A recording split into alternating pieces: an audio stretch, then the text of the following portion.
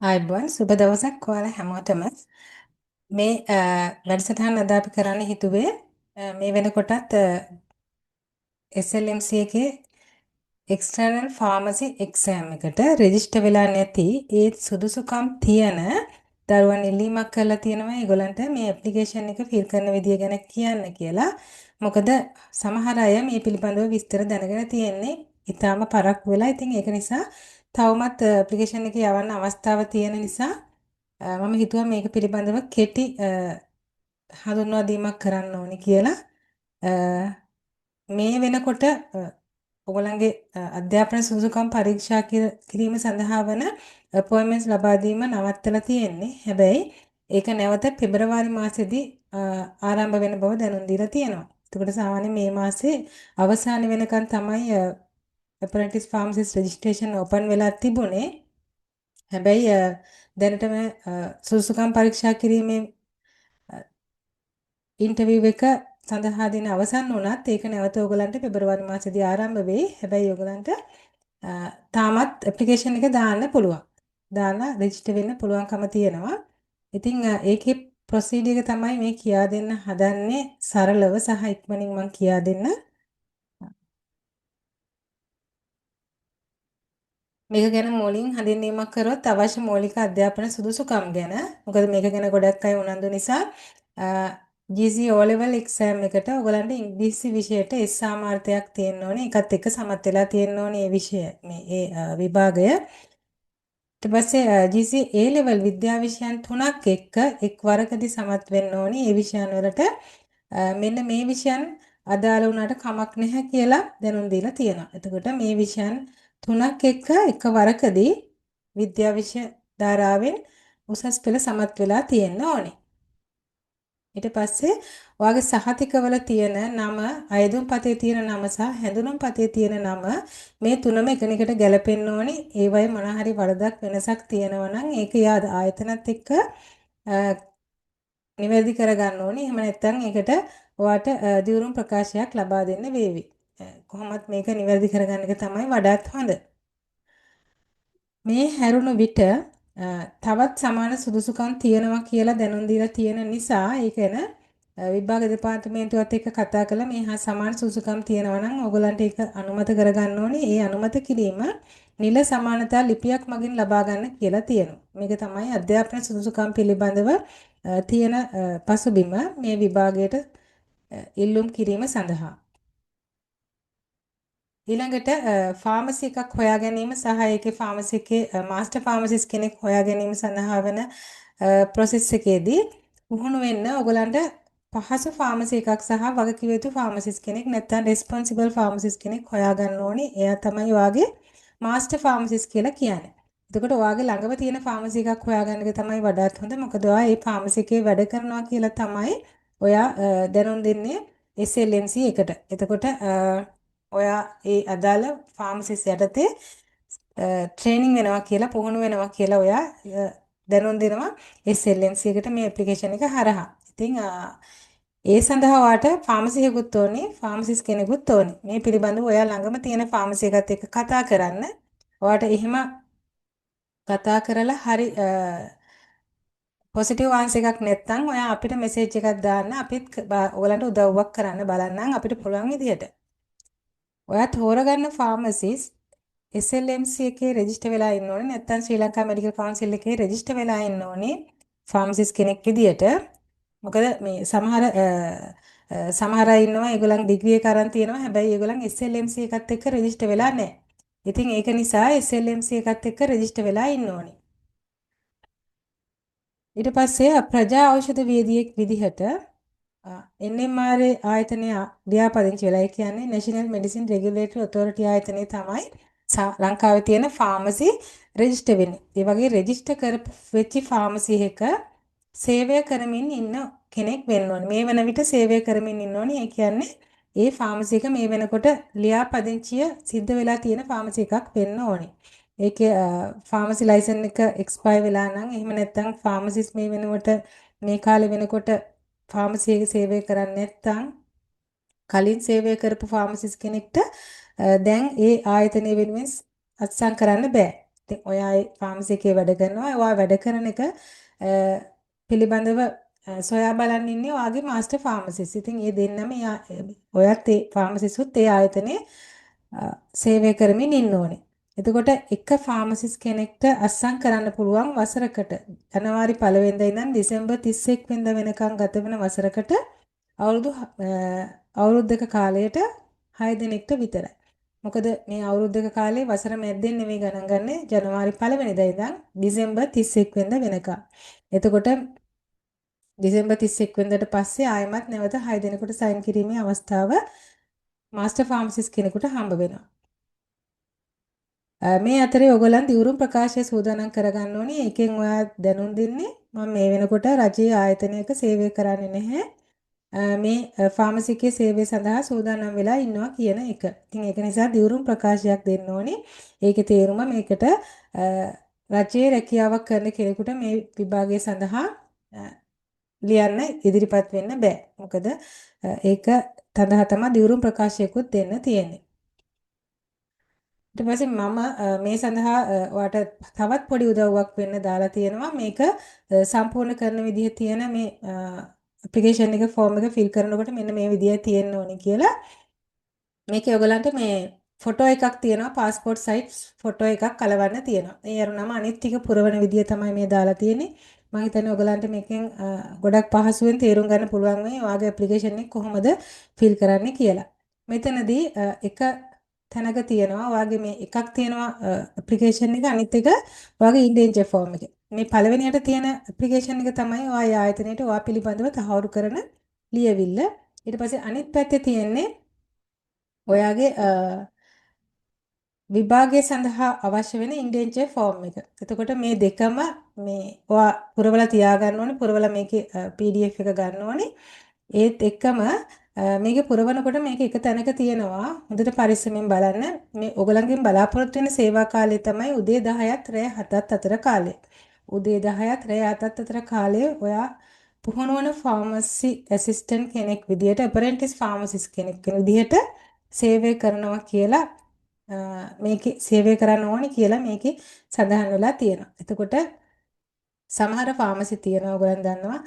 දැන් hospital pharmacy වගේ නම් ඒවා උදේ ඉඳන් රෑ වෙනකම් ඇරලා තියෙනවා. සමහර විට ෆුල් ඩේම ඇරලා තියෙනවා. එතකොට අර කාලය ඔයගොල්ලන් ඒ අතරතුර කාලයකින් කවර් කරන්න පුළුවන්. එතකොට ෂිෆ්ට් එක වැටෙනකොට ඒ විදිහට වෙනවා. නමුත් මේක දල වශයෙන් දැනුම් දීලා තියෙන්නේ අන්න ඒ වගේ කාලයක් ඔයගොල්ලන් මේ ෆාමසි එක සේවය කරනවා කියලා තමයි ඔයගොල්ලන් මේ තහවුරු කරන්නේ. ඉතින් මේක මේ තහවුරු කිරීම සඳහා ඒගොල්ලන් වෙනම ડોකියුමන්ට්ස් මොකුත් ඉල්ලන්නේ නැහැ. මෙච්චර කාලයකට එක්සෑම් එක තියෙනකන් ඔයාලා මේක ඇත්තටම මේ කාලේ සේවය කරනවද නැද්ද කියන එක ගැන විශේෂ සොයා බැලීමක් කරේ නැහැ. නමුත් මේකේ දැනුම් දීමක් විතරක් කරලා තියෙනවා. එතකොට මේකේ ඔයගොල්ලන්ට දෙන දීමන.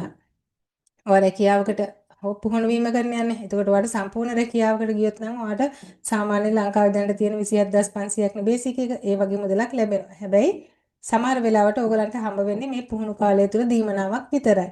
ඒ දීමනාවත් සමහර විට ඔයගොල්ලන් යන විදියට එන විදියට වෙන්න පුළුවන් දෙන්නේ. එතකොට ඔයගලන්ට ඒක ෆික්ස් amount එකක් නොවෙන්න පුළුවන්. සමහර අය මීටත් වඩා ලොකු සැලරිස් ගන්නවා මේ පුහුණු වෙන කාලෙත් ඒක ගැටලුවක් නෑ.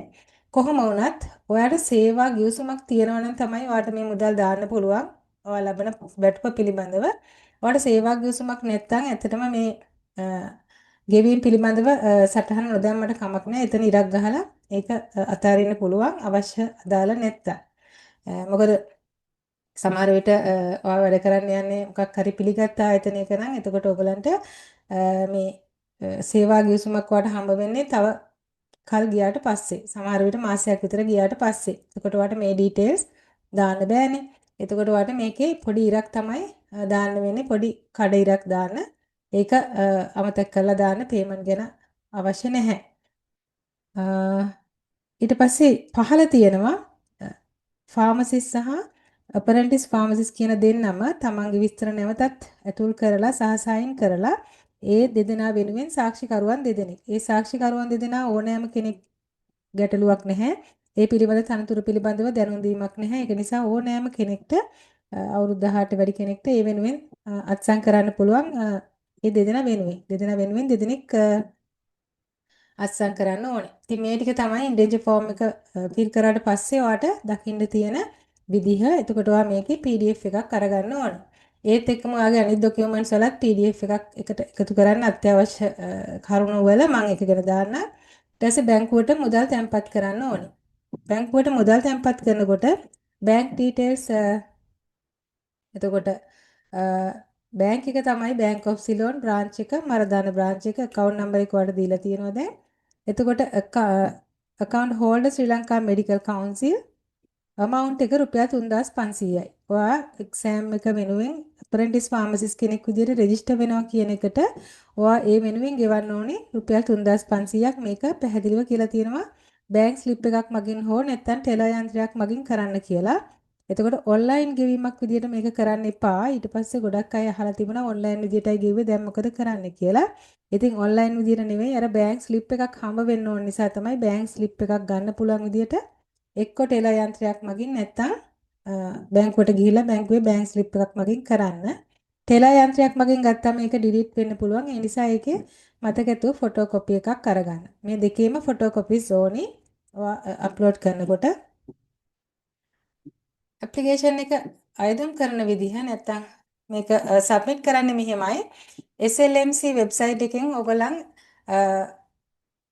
ඉස්සෙල්ලම මේ ඇප්ලිකේෂන් එකත් ඉන්ඩෙන්චර් ෆෝම් එකක් ඩවුන්ලෝඩ් කරගෙන පුරව ගන්න.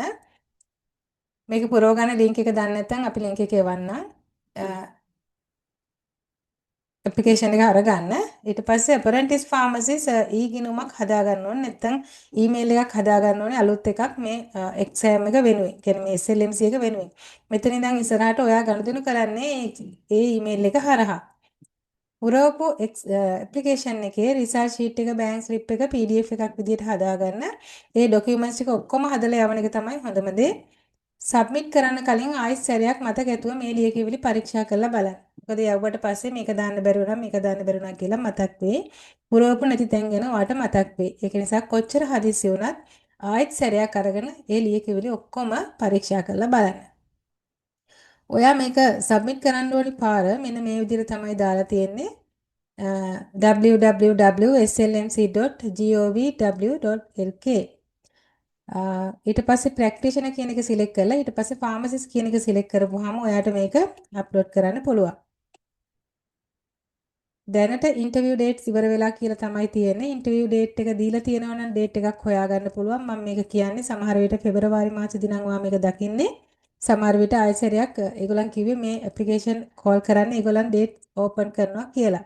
ඉතින් එතකොට සමහර නැවත ඇප්ලිකේෂන් ගන්න අවස්ථාවක් එන්න පුළුවන්. කොහොම වුණත් දැන් ඇප්ලිකේෂන් එක දාන්න පුළුවන් නම් දාන්න.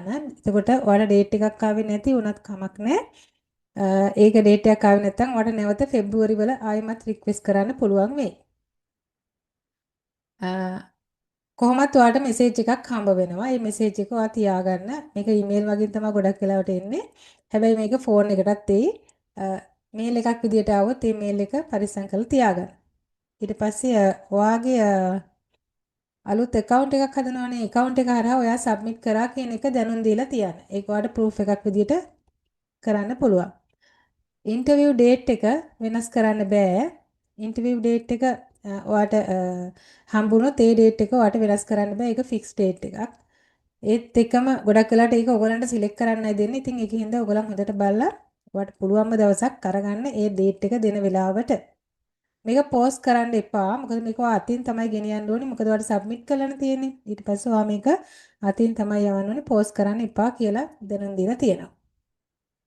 එතකොට ඊළඟට දැන් මේ වෙනකොට ඇප්ලිකේෂන් එක යවලා ඔයාලට ඩේට් එකකුත් හම්බ වෙලා තියෙනවා නම් ඔයාලට ඊට පස්සේ ඉන්ටර්විව් එකට යන්න තියෙනවා. ඉන්ටර්විව් එකට යනකොට ඔයා මොනවද අරගෙන යන්න ඕනේ? පළවෙනි එක තමයි ඔයාගේ ඇප්ලිකේෂන් එක අරගෙන යන්න ඕනේ. ඊට පස්සේ ඔයාගේ ගෙවීම් පත්‍රිකාව මතක ඇතුව අරන් යන්න ඕනේ. ගොඩක් අය අපි දකිනවා එතෙන්ට ගියාම තමයි මේ ගෙවීම් පත්‍රිකාව පිළිබඳ නැත්නම් රිසිට් එක පිළිබඳව මතක් වෙන්නේ. ඒක අමතක වෙනවා. ඒක නිසා ඒක ගෙනියන්න ඕනේ.